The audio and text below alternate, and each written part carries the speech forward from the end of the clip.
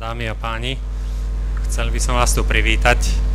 a posmeliť tých, ktorí ešte váhajú, aby využili pohostinnosť v tejto hale A1 pri príležitosti strojárskeho veľtrhu a samozrejme aj výstavy logistiky.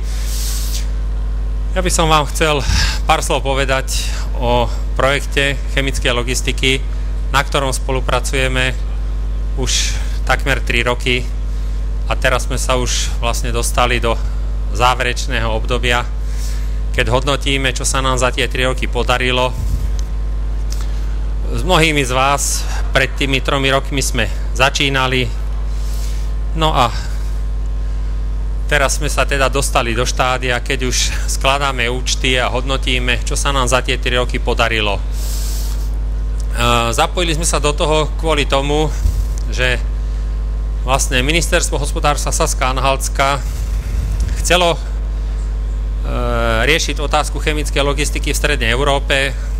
No a moji kolegovia a priatelia z Českého chemického zväzu sa v tom období ozvali, že keď chcú naši nemeckí partneri riešiť chemickú logistiku v strednej Európe, tak by bolo celkom vhodné pozvať do toho aj partnerov zo Slovenska. No a tým pádom sme sa vlastne ako Slovenský chemický zväz do toho zapojili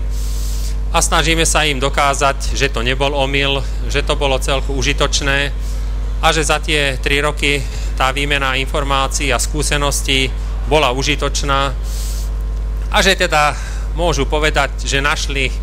takého chápajivého žiaka, ktorý dokázal v niektorých veciach s nimi minimálne byť partnerom a poukázať im na niektoré veci, ktoré by bolo treba ešte doriešiť, aby sme skutočne boli im taký rovnocenný partner. Takže tu sú uvedené podrobnosti, čo sa tohoto projektu týkajú. Samozrejme, je to projekt financovaný z Európskej únie, je to operačný program Stredná Európa, financovaný z Európskeho rozvojového fondu a vedúcim projektu je Ministerstvo hospodárstva Saská-Anhaltska, ktoré vlastne zastrešuje ten chemický trojuholník Drážďany, Lipsko, Magdeburg,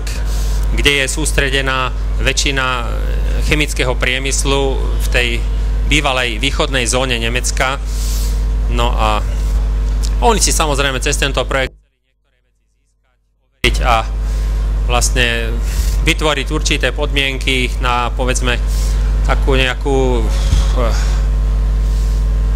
spoluprácu a kooperáciu v chemickej logistike, pretože my sme samozrejme zistili, že oproti ním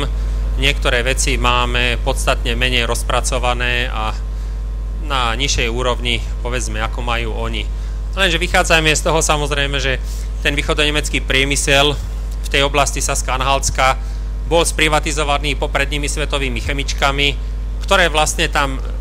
tie fabriky vyslovene zbúrali od podlahy a postavili tam komplet nové podniky, ktoré sú vlastne kópiou tých, ktoré boli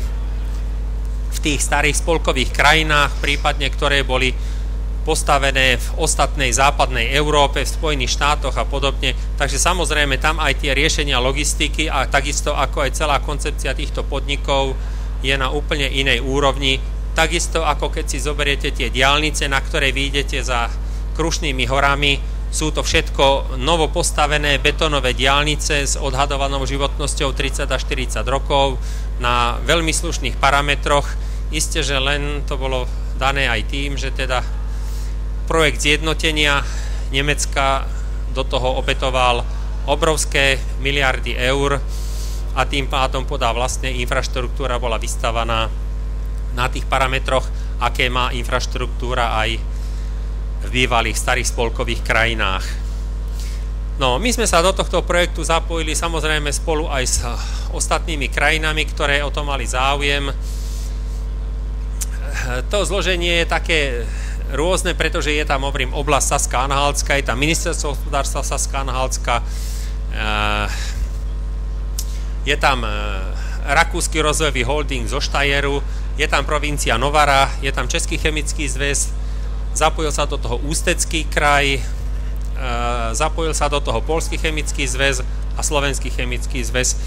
a maďarský rozvojový holding, ktorý si chcel riešiť oblasť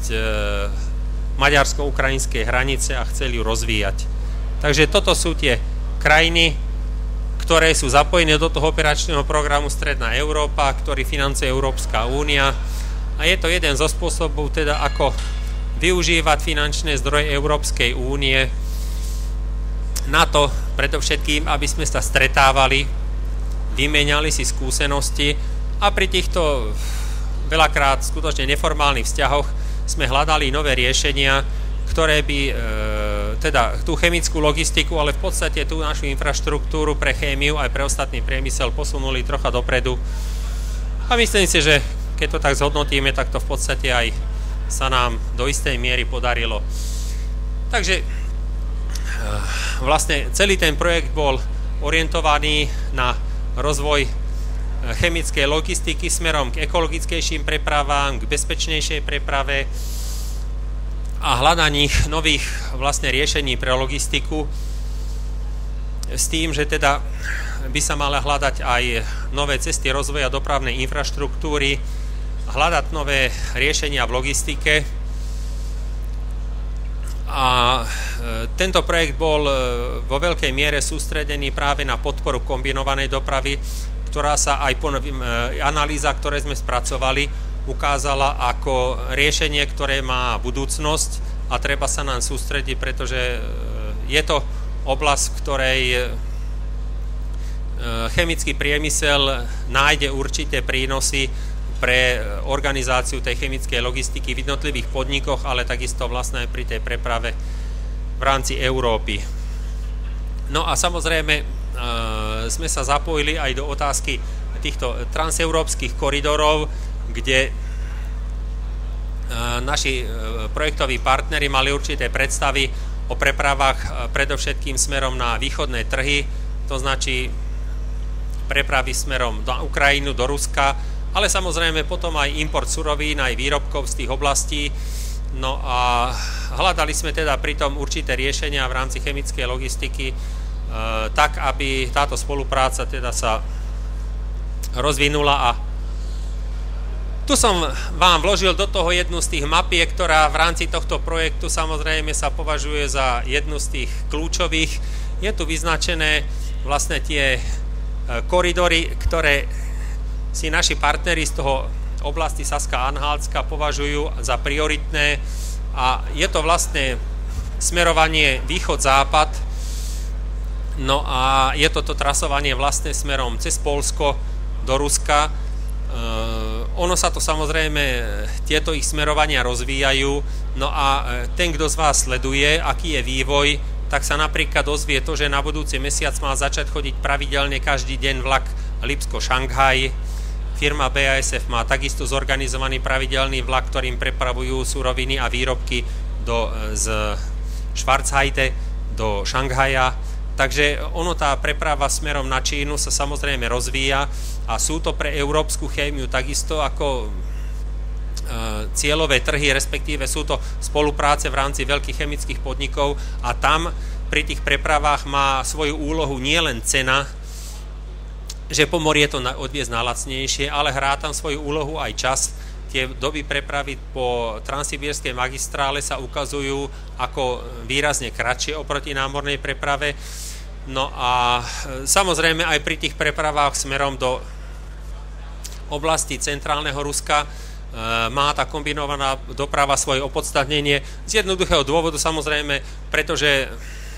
preprava smerom na Ukrajinu, Rusko si vyžaduje prekládku tovaru a tam samozrejme kombinovaná doprava má svoje opodstatnenie, pretože prekládka z vagóna do vagóna kusového tovaru voľne loženého je spojená samozrejme s určitými problémami, kdežto kombinovaná doprava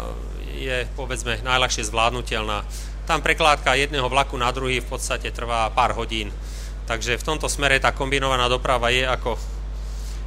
riešenie, ktoré môže byť prínosom a preto sme teda sa týmto zaoberali. Samozrejme sú oblasti, v ktorých sa povedzme prepravuje aj po Baltickom mori, do prístavov v Petrohrade, do oblasti Pobaltia. Samozrejme tam pravidelne chodia už 10 ročia trajektové spoje, ktoré prevážajú aj širokorozchodné vozne s previazanými podvozkami, prevážajú medzi Litvou napríklad a Nemeckom. A dokonca som bol sám osobne veľmi prekvapený, keď som videl, ako sa Nemci chvália, ako chodia cez nemecké územie ucelené vlaky fosforu v kazašských cisternách s previazanými podvozkami, pretože európsky chemický priemysel nevie získať dodávky fosforu vo väčších množstvách inak ako z Kazachstanu a iné riešenie v podstate ako previazané cisterny zatiaľ sa nepoužilo, aj keď samozrejme aj v tejto oblasti je perspektíva prepravy v kombinovanej doprave, ale to je riešenie, ktoré samozrejme chvíľu potrvá. Zatiaľ zákazníci v Českej republike aj v Nemecku využívajú teda previazané vozne, ktorých sa tento fosfor preváža. Aj keď samozrejme tamto má svoje problémy, ktoré sa pri tých preprave vyskytli a podobne, ale jednoducho situácia je taká a zatiaľ nenašlo sa iné riešenie, takže vlastne takéto sa musí stále uplatňovať. Tu sú potom uvedené tie požiadavky, ktoré sa týkajú chemickej logistiky, pochopiteľné, tak ako každý priemyselný sektor sa snaží znižovať objemy zásob, zvyšovať pravidelnosť dodávok, znižovať cenu prepravy a vlastne riešiť si svoju logistiku tak, aby to vyhovovalo im čo najviac. Lenže vychádzame z jednej skutočnosti, že oproti automobilkám, kde sa linka dokáže zastaviť behom pár minút, samozrejme so škodami, ktoré k tomu patria, je to v chemickom priemysle úplne iné, pretože nábeh niektorých výrobných jednotiek trvá povedzme niekoľko dní a stojí milióny korún, pretože je to obrovská spotreba energie, je to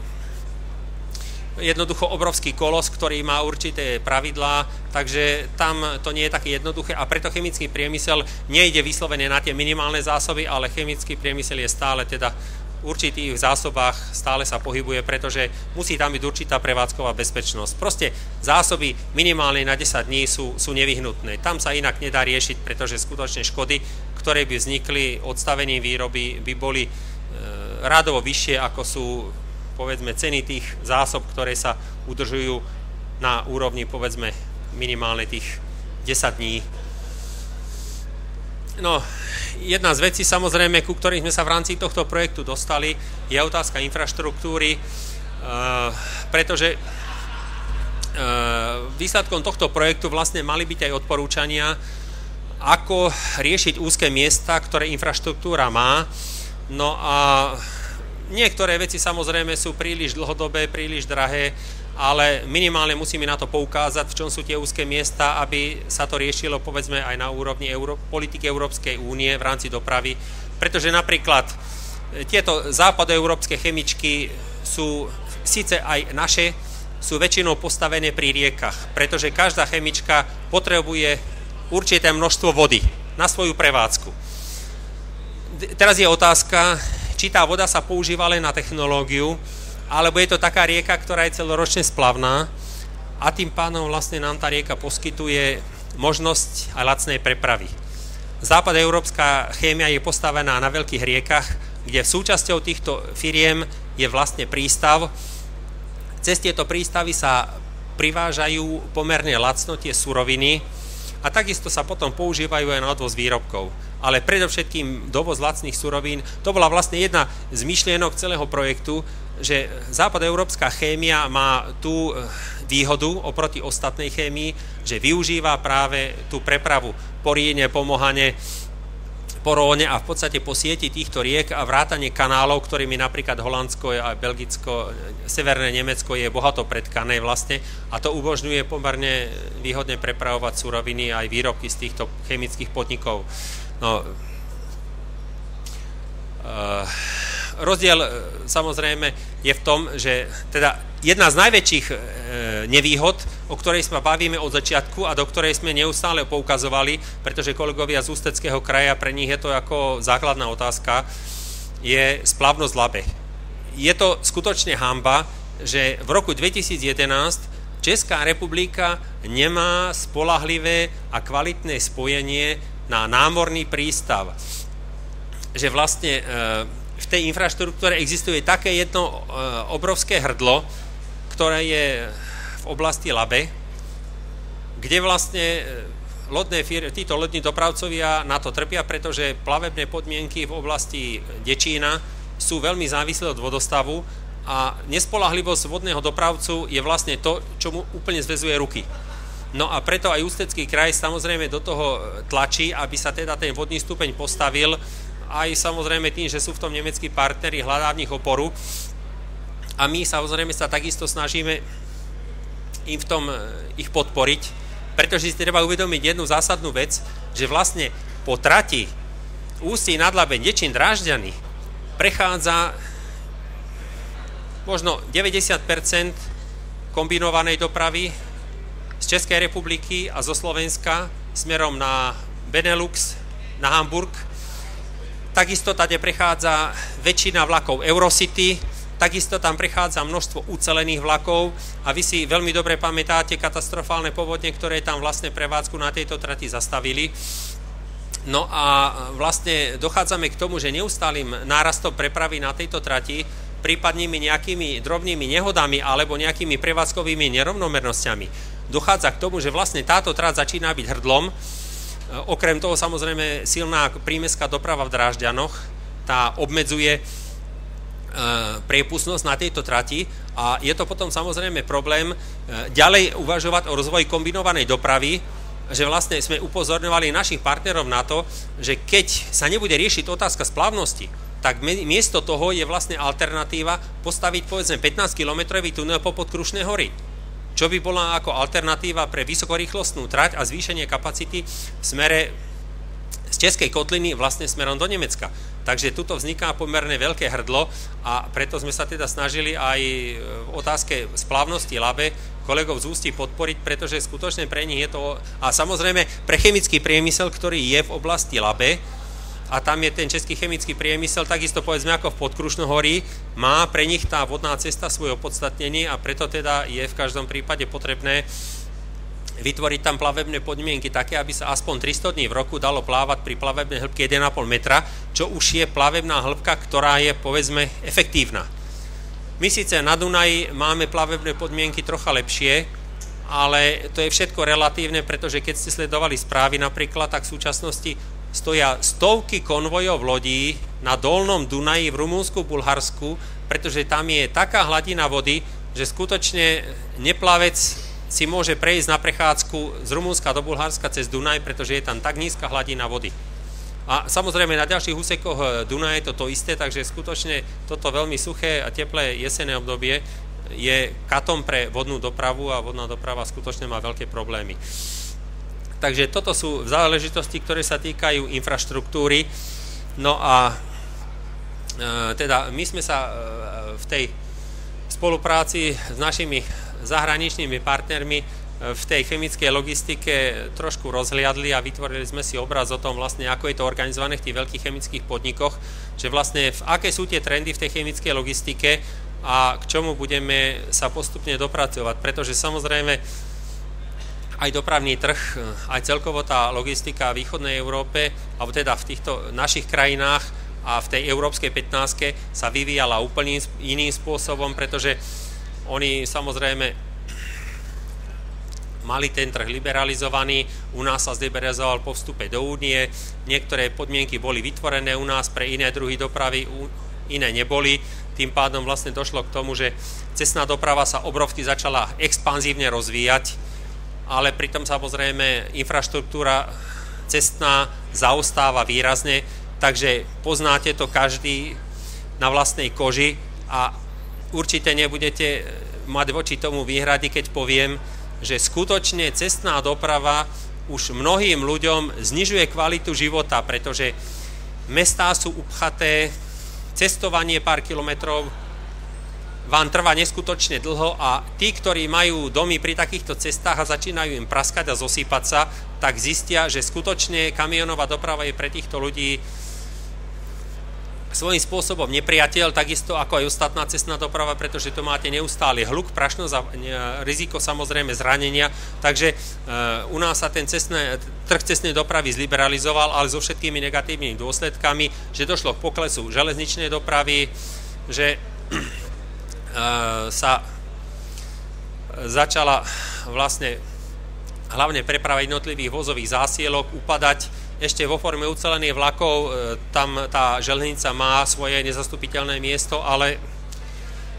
nie všetko sa dá voziť v ucelených vlakoch, nie každý dokáže ucelený vlak vytvoriť a spracovať ho. Takže situácia je taká, že neustále narastá cestná doprava, ktorá svojou flexibilitou samozrejme je pre mnohých zasielateľov výhodná, ale má teda aj kopu negatívnych dôsledkov. Takže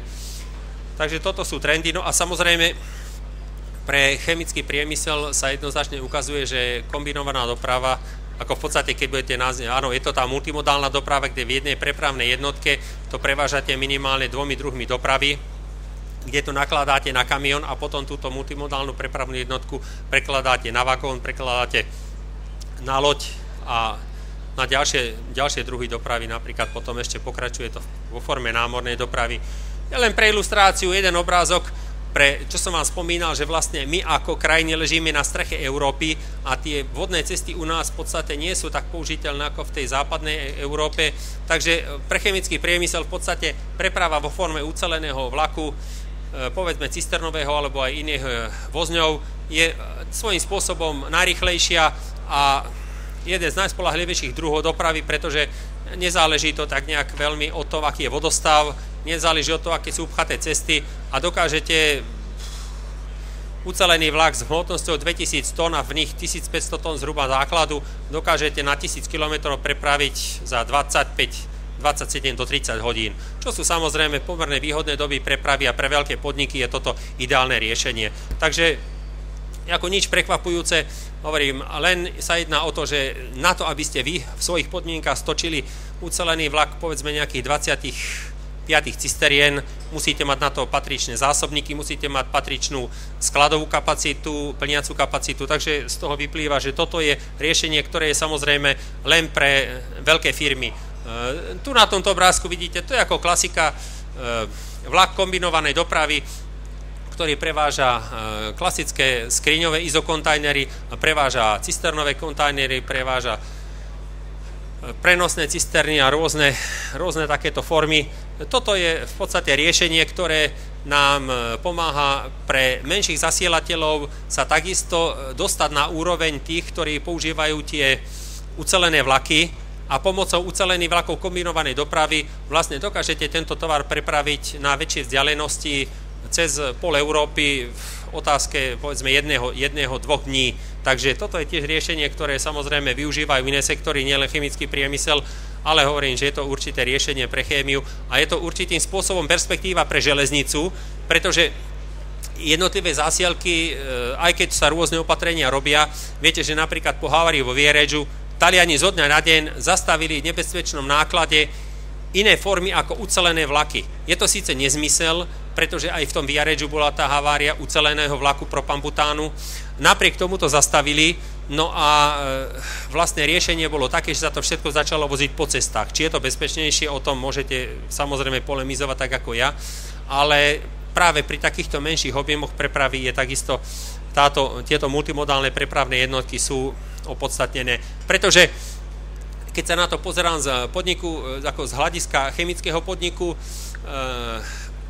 na to, aby ste dokázali niekoľko tisíc tón denne vyexpedovať pri klasickom systéme cestnej dopravy, ktorá cez víkend nejazdí, ktorá nejazdí zvyčajne v noci, tak vlastne musíte riešiť pomerne veľké špičky nakládky a vykládky v dobe ňajších alebo v priebehu dňa. Takže preto tá cestná doprava má svoje veľké nevýhody a vyžaduje si jednoducho určité opatrenia a musí sa aj do nej zaviesť určitá plánovitosť, pretože keď chcete denne naložiť 2, 3, 4, 5 tisíc tón v rámci podniku, tak to nemôžete mať systémom, kto prvý príde, toho prvého naložíme. A kto príde 25., tak naložíme 25. No ale potom budete mať pred fabrikou 10 hektárové parkovisko, pretože keď vám to denne príde 100 aut a nakumuluje sa aj vám v špičke 80, tak si predstavte parkovaciu plochu pre 80 kamionov. Takže to je zase určité riešenie, ktoré si vyžaduje aj v tejto cestnej logistike určitú plánovitosť, pretože inak nedokážete to zvládnuť. Tu sú určité pripomienky, čo sa týka, hovorím, tej infraštruktúry, to som v podstate už väčšinou aj spomínal. Samozrejme, Európska únia podporuje aj výstavbu železničných koridorov, aby sa vytvorila určitá homogénna železničná sieť s rovnakými parametrami, aby sa teda dali v rámci konkurencie cestnej železničnej dopravy dosiahnuť také parametre, aby ste dokázali prepravovať 90-tonové vozne, aby ste dokázali minimálne 650 metrov dlhé vlaky a podobne, takisto kompatibilita lokomotív, zabezpečovacieho zariadenia a podobne. V cestnej sieti samozrejme tá kompatibilita je veľmi jednoduchá, pretože v podstate nakúpite auta, ktoré sú štandardné v rámci Európy, posadíte za toho šoféra a on vám ide. Samozrejme ešte mu môžete dať navigáciu a tak ďalej, ale samozrejme ten šofér musí dodržovať povinné prestávky, musí ďalšie veci riešiť, takže v podstate je pod takým psychickým tlakom a pod takou prísnou kontrolou, že vlastne mne sa osobne jeden dopravca vyjadril, že jeho kamióny to sú vlastne najdrahšie hotely, ktoré on pozná. Pretože to je hotel, ktorý stojí niekoľko miliónov a ešte niekoľko miliónov má tovaru a on vlastne tých 9 hodín denne môže ísť a zvyšok musí stáť. To je jednoducho, dohoda AETR určuje, že a maximálne 2-krát do týždňa má dovolený 10 hodín jazdy. Zvyšných 14 hodín proste musí stáť a keď si spočítate, čo je to viac ako polovicu dňa musí stáť, z toho potom vám vyjde, že vlastne nároky na parkoviská narastajú a keď sa náhodou vyberiete v noci po diaľnici, uvidíte tú hrôzu, ktorá panuje na tých parkoviskách, čo všetko sa tam deje, aké, samozrejme aj pod tlakom, že teda treba dodržovať prestávku. Takže jednoducho situácia je taká, aká je a skutočne ďalší rozvoj cestnej dopravy, samozrejme už, ako som to aj tuto uviedol, naráža na to, že autodopravcovia nemajú dostatok vodičov a v súčasnosti je už doba, keď robiť šoféra kamiónu je úplne neatraktívna robota, pretože hovorím, že ten psychický tlak je tam pomerne veľký a to, čo boli kedysi páni tyráci, to už je minulosť. To už je ďaleká minulosť, keď oni ako mali určité profity, určité benefity, bola to lákavá práca, oni v podstate ako mohli cestovať, poznali Európu. V súčasnosti je to v podstate, šofér kamiónu je tulák, ktorý každý druhý víkend pretlčie niekde na nejakom parkovisku na diaľnici a musí čakať, kým mu skončí zákaz a potom zase musí v noci z nedele na pondelok už naštartuje auto a potom už ide. Takže samozrejme, tu sú popísané tie výhody, nevýhody cestnej dopravy, s tým, že teda áno, samozrejme pro mnohých zasielateľov je to najpohodlnejšie riešenie, poviete, tu mám rampu, tu to pristavíte auto, tu mi to naložíte a nech to ide. Máte tam šoféra, má mobilný telefón, viete, kde je zasielka, tak v podstate je to riešenie, ktoré je pre vás pohodlné. Ale samozrejme s tým, že teda zima, počasí a tak ďalej, zápchy na cestách, nehody a podobne sú tiež veci, ktoré proti tomu hrajú. Takže je teraz otázka, že aj u cestných dopravcov bude treba, či už v rámci tohto projektu, alebo aj neskôr vlastne, robiť určitú propagáciu a presviedčať ich o tom, že kombinovaná doprava má svoje opodstatnenie a je to určitý prínos aj pre nich, aby teda sa na to prispôsobili a popisovať vám nejaké prepravné jednotky v rámci cestnej dopravy. Ako, ja som takéto štandardné, to každý poznáte, to nie je nič mimoriadne. Toto sa odlišuje akurát v tom, že tam máte asi nejakých 15 tón trhaviny. Je to súprava, ktorá sa používa na prepravu výbušnín. Napríklad aj takýmto spôsobom sa prevážajú výbušniny. Samozrejme pri určitých bezpečnostných opatreniach, takže to riziko povedzme tam nie je vysoké, ale samozrejme je to tiež jeden zo spôsobov, ako aj takýto vysokocitlivý tovar prepravovať, pretože priznajme sa, že chemický priemysel vyrába nebezpečný náklad rôznych typov nebezpečenstva a treba robiť také opatrenia, aby to riziko bolo čo najnižšie. Takže samozrejme do takejto súpravy ten dopravca posadí tých ľudí, ktorí sú skutočne zodpovední, na ktorých sa môže 100% spoľahnúť, pretože takýto náklad sa nedá zveriť hocikomu.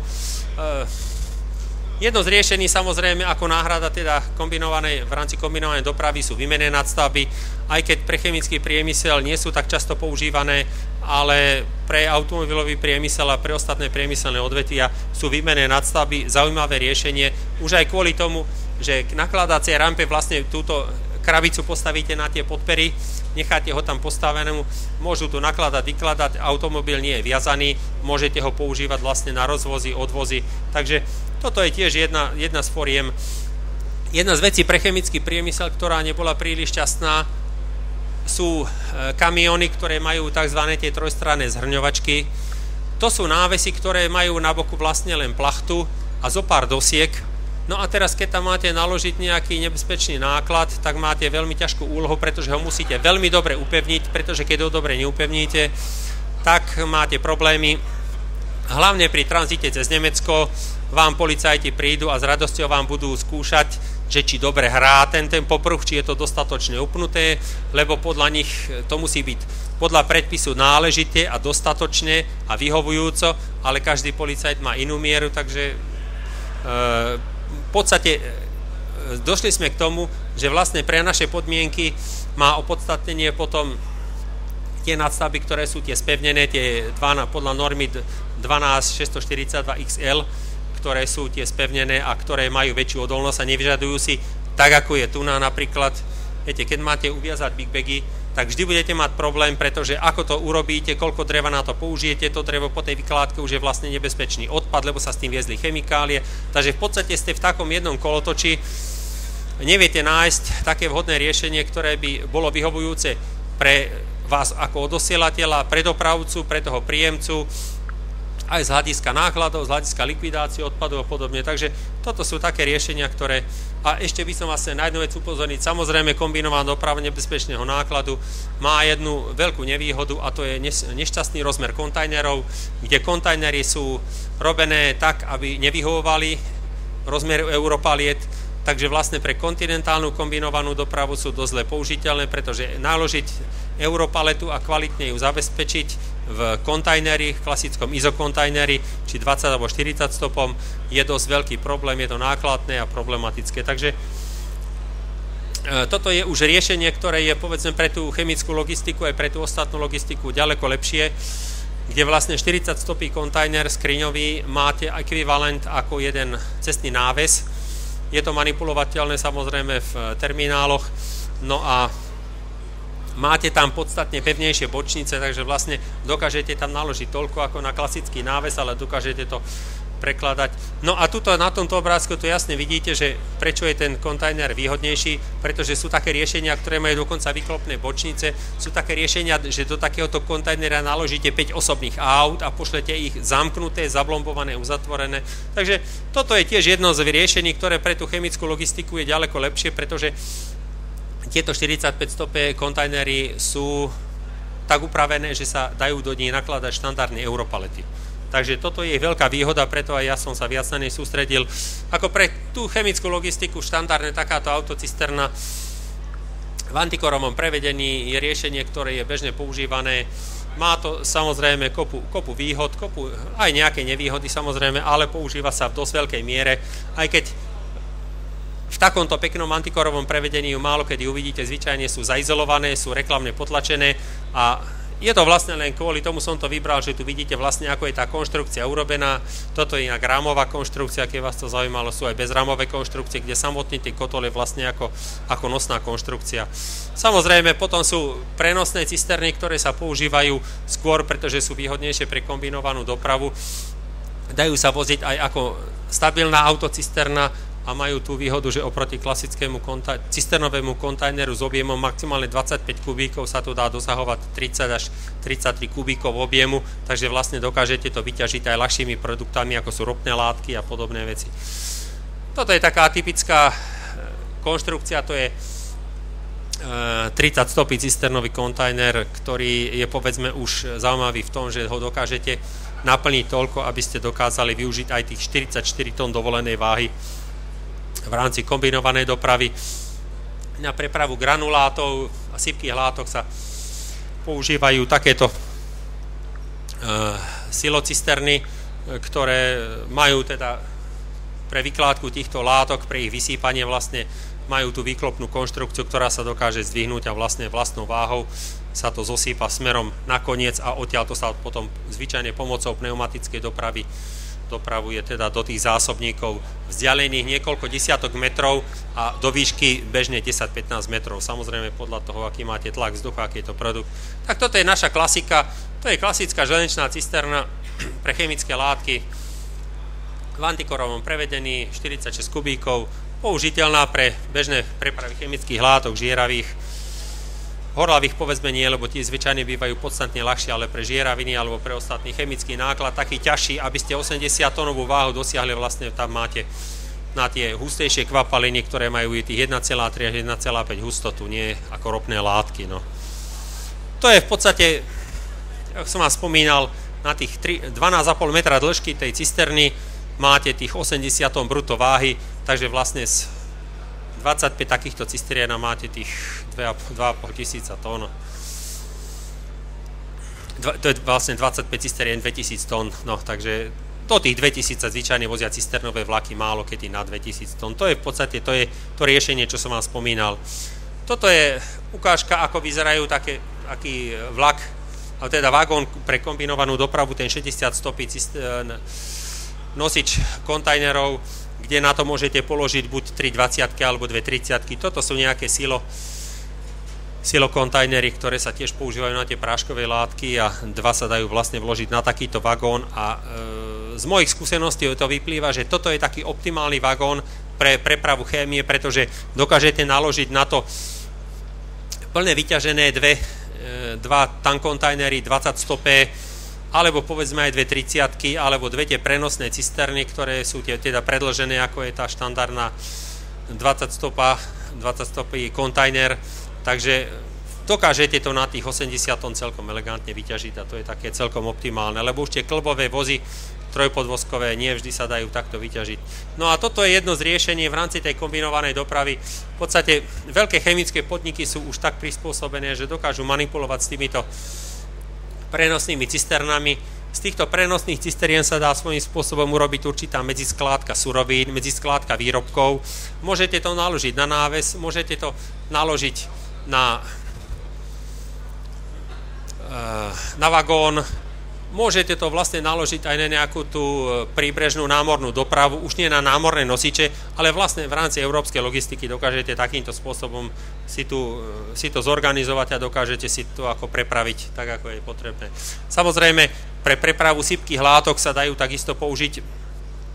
kontajnery, aj keď musí to byť upravená konštrukcia, samozrejme, buď sú to tie otvory na vrchu, alebo je tam zhrňovacia konštrukcia ako plachta, ktorá je na streche a podobne. Môžete v tom voziť vlastne tieto sypké látky, môžete to potom na týchto vyklápacích návesoch to vyklápať a podobne. Takže ako je tu určitá možnosť použiť tieto kontajnery aj na prepravu sypkých látok. Keď sú to látky, ktoré sú citlivé na znečistenie, tak samozrejme sa dajú tie kontajnery znútra vystlať, dá sa dať do nich také buď igelitové, alebo vlastne obrovské vreco, také ako je Big Bag a dokážete vlastne bez potreby čistenia týchto kontajnerov vlastne nasypať do toho granuláty, hnojiva, plasty a podobne, previesť to vlastne cez pol Európy, tam použiť tento kontajner na tomto návese, vyklopiť ho, to vreco z toho vyhodíte von a vlastne kontajner je čistý a môžete ho znova odoslať na nakládku do prístavu alebo tomu zasielateľovi. Potom samozrejme určitým riešením sú aj takéto konštrukcie vozňov, ktoré sa dajú použiť samozrejme na prepravu klasických kontajnerov, tankkontajnerov, prenosných cisterien, ale keď majú tú konštrukciu vlastne zníženú, tá podlaha je vlastne dolu takmer na úrovni kolajnice, tak tieto sa dajú použiť na prepravu návesov. Je to tiež jedno z riešení, určitý medzičlánok vlastne v tej kombinovanej doprave, kde sa návesy ukladajú na tieto vozne a u zákazníka sa potom vykladajú. Takže takéto vlastne vozne na prepravu návesov sú tiež v súčasnosti dožiadané a je predpoklad, že sa budú teda ďalej rozvíjať. No to je vlastne takto by to časom mohlo, je to vyzerá niektorých podnikov, že sa vlastne používajú tieto tankkontajnery a tieto prenosné cisterny na prepravu z podniku do podniku, aby sa využila ich nosnosť kvôli tomu, že vlastne maximálna váha takejto nádoby je až 34 tón. A takúto váhu už nie ste schopní pri dodržovaní maximálnych váh na ceste prepraviť vlastne z terminálu k zákazníkovi alebo od zákazníka na terminál. Takže toto je vlastne riešenie, ktoré je optimálne pri preprave z vlečky na vlečku, kde vlastne ten odosielateľ si nemusí robiť starosti s železničnými cisternami, s ich údržbou, s ich špecializáciou, pretože používa tieto flexibilné, tieto nádoby, ktoré sa dajú vymyť a použiť na viacero produktov a používa univerzálne kontajnerové vozne, ktoré vlastne sú jedny z najefektívnejších dopravných prostriedkov a najefektívnejšie využiteľných. Jedno z riešení samozrejme, ktoré v rámci prepravy chémie sú aj tzv. Odvalovacie návesy, tieto ACTS kontajnery, ktoré sa dajú použiť na prepravu a na prekládku predovšetkým bez použitia žeriavov, pretože ostatné tieto prepravné jednotky si vyžadujú zdvíhaciu techniku, kdežto tu sa pomocou nosiča, ktorý má vlastný navijak a má vlastné toto nakladacie rameno, tak sa dokážu vlastne takýmto spôsobom prepravovať rôzne typy týchto odvalovacích kontajnerov. Môžu to byť cisternové, môžu to byť cisternové na kvapaliny, cisternové na prášky, môžu to byť ako korby, môžu to byť skrine a tak ďalej. Tá flexibilita je pomerne vysoká, aj keď v súčasnosti to len pomerne malá časť, ako je málo firiem, ktoré toto využívajú, ale je to tiež jedno z riešení, ako povedzme prepravovať niektoré typy chemikálií, aj niektorých tento náklad v kombinovanej doprave. Tu sú potom vymenované určité tie prínosy kombinovanej dopravy pre chémiu, s tým, že teda tie nádoby sa dajú aj nie ste viazaní na konkrétne vozidlo, to značí, že si z toho môžete urobiť určitý medzisklad a tento potom používať ako na krátkodobé preskladnenie. Okrem toho samozrejme tieto nádoby sú flexibilné, takže po ich vymytí vlastne môžete používať na viacero typov produktov. Takže vlastne týmto spôsobom sa tá chemická logistika dá optimalizovať. Tu sú vyznačené, čo sa týka kombinovanej dopravy, sú tu určité nedostatky samozrejme, pretože ona bola budovaná hlavne na prekonanie bariéry cez Alpy, kde Švajčiarsko ako nečlenská krajina Únie povedala, že oni majú takéto bariéry a oni proste nepovolia viac ako 27 tón. Oni majú zákazy jazdy v noci, takisto ako ich má v Rakúsku a podobne. Takže tam sa potom alternatíva hľadala v linkách rola, v linkách kombinovanej dopravy a vlastne cez tieto linky, cez Alpy sa preváža obrovské množstvo nákladu. Inak ako sa budete chytať za hlavu, ale skutočnosť je taká, že asi tretina talianskeho importu pláva loďami okolo talianských brehov, obopláva aj Španielsko, aj Francúzsko a z týchto prístavov v Severnom mori sa to preváža vlakmi cez Alpy naspäť do Talianska. To sa nám tým pochválili talianskí partneri, že áno, žiaľ je takáto realita. Takže preto je napríklad aj tá preprava cez Alpy taká silná, že veľa z toho tranzitu z tých prístavov ide do Talianska práve krížom cez Alpy. A nevykladá sa priamo pri talianských brehoch. Je to otázka samozrejme asi kvality služieb, ktoré poskytujú talianské prístavy, ale je to tak, no. Niekto by povedal, že interkontajner, samozrejme tam došlo určité transformácie a tak ďalej, ale v podstate tie linky naďalej fungujú a jedna z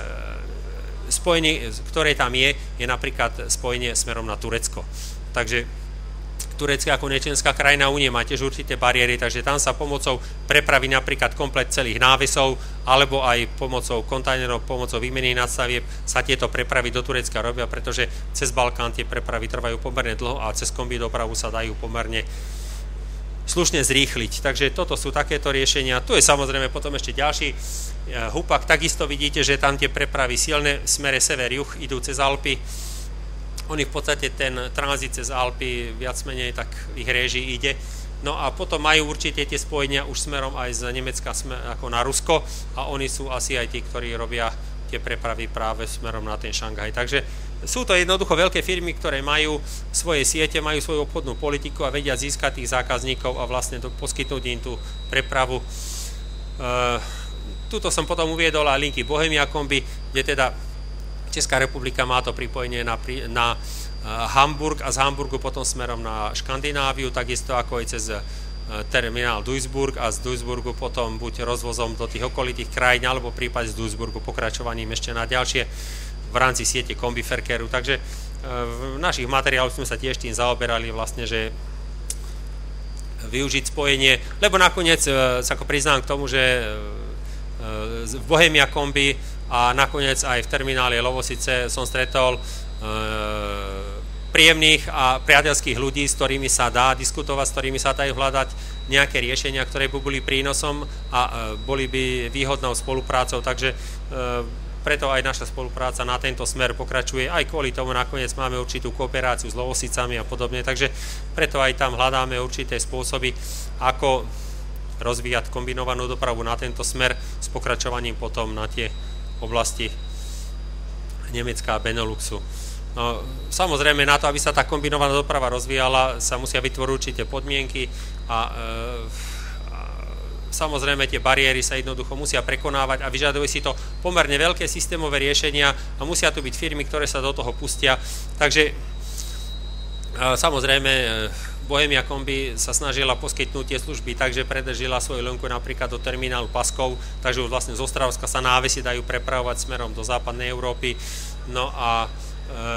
Slovensko má tu jednu pomerne veľkú nevýhodu, že vlastne takúto pravidelnú linku nemá. Zo Slovenska idú mnohé samozrejme vlaky kombinovanej dopravy, ale všetky končia v námorných prístavoch. No a to je riešenie, ktoré pre kontinentálnu dopravu nie je výhodné, pretože jednoducho ten tovar treba distribuovať tým zákazníkom v rámci Európy a to nie sú všetko prístavy. To sú práve pripojenia na tieto linky, ktoré idú cez kombiferker, idú a vlastne tieto siete, ktoré sú siete terminálov v rámci Európy, aby sa ten tovar teda dokázal odviesť aj inak ako po cestách. Takže hľadáme na to spôsob vlastne, ako sa pripojiť na tú kontinentálnu kombinovanú dopravu. No a tuto som vám z internetu stiahol, pretože fotiť som to mal prísne zakázané, keď som tam bol. Podpora Európskej únie pred našim vstupom ešte v 90. rokoch sa prejavila v tom, že boli vybudované mnohé terminály v tejto európskej 15. No a pred tými, povedzme, 10-11 rokmi začínali tiež si logistiku BASF takto organizovať. No a za tých 10 rokov sa dostali na úroveň 300 000 TEU ročne. Takže keď som tam videl, ako je to tam zorganizované, koľko tam tých vlastne koľajových skupín je, nad každou koľajovou skupinou samozrejme dá portálové žeriavy, ktoré pracujú nepretržite. Samozrejme výhoda toho terminálu, že 500 metrov, možno kilometr od neho ide diaľnica, že? Že vlastne naskok odtiaľ je aj ich riečny prístav, ale samozrejme s tým, že teda tam na zhlaví končí trolej, ďalej na kolejach sú portálové žeriavy, nad každou kolejou 2 portálové žeriavy, takže náves, ktorý prichádza, je okamžite behom pár minút naložený priamo na vagón, akurát nejaká časť sa vykladá do zásoby. Proste vlak je naložený v priebehu 2-3 hodín, lokomotíva len na zhlavy vyťahne zberač, pretože je pod trolejom a plynule odchádza preč, takže žiadne zbytočné veľké posunovanie, proste tak efektívna organizácia práce v takomto termináli, že je to až na počudovanie. No a keď nám ukázali to, že vlastne už v súčasnosti majú rozpracované zvýšenie kapacity z 300 na 500 000 jednotiek ročne, tak ako si poviete, že to už je skutočne slušný výkon. No a samozrejme tie možnosti, ktoré to poskytuje, pretože, ako som spomínal, preskladnenie surovín tu je vzadu vidno, tu je jeden malý žeriav, ten slúži na to, aby obsluhoval vlastne plochu, ktorá je ako betónová, je ohradená dookola ako záchytná vaňa, kde sú nastavené stovky týchto nádob, ktoré sú ako sklady surovín a výrobkov a tak ďalej. Podľa potreby žeria berie, ukladá na vagón alebo na náves, odchádza tam, kde treba, stočí sa, naloží, naplní a tak ďalej. A jednoducho to je určité ako moderné riešenie tej chemickej logistiky. No a tu som uviedol potom určité nedostatky a určité bariéry, ktoré v rámci tej kombinovanej dopravy sú. No a samozrejme to sú opatrenia, ktorým vlastne sme sa dopracovali na konci tohto projektu a mienime v tom pokračovať ďalej, pretože tak ako som spomínal, že tu bola určitá systémová podpora v rámci západnej Európy, tak sme spracovali určitú stratégiu, ktorú z vás bude mať o ňu záujem, samozrejme sa k nej môže potom postupne dostať. Kde teda by sa o tomto materiále malo jednať aj na určitých fórach vyšších, snáď niekde až na úrovni Európskej komisie, že teda keď už niekto povie, že máme podporovať tú kombinovanú dopravu, tak im povieme dobre, ale vytvorte vy na to podmienky, pretože sme dospeli do toho, že vlastne projekt Marco Polo, ktorý tam je pre strednú Európu a pre, my si povedzme, že malé chemické podniky, pretože ten terminál, čo som ukazoval,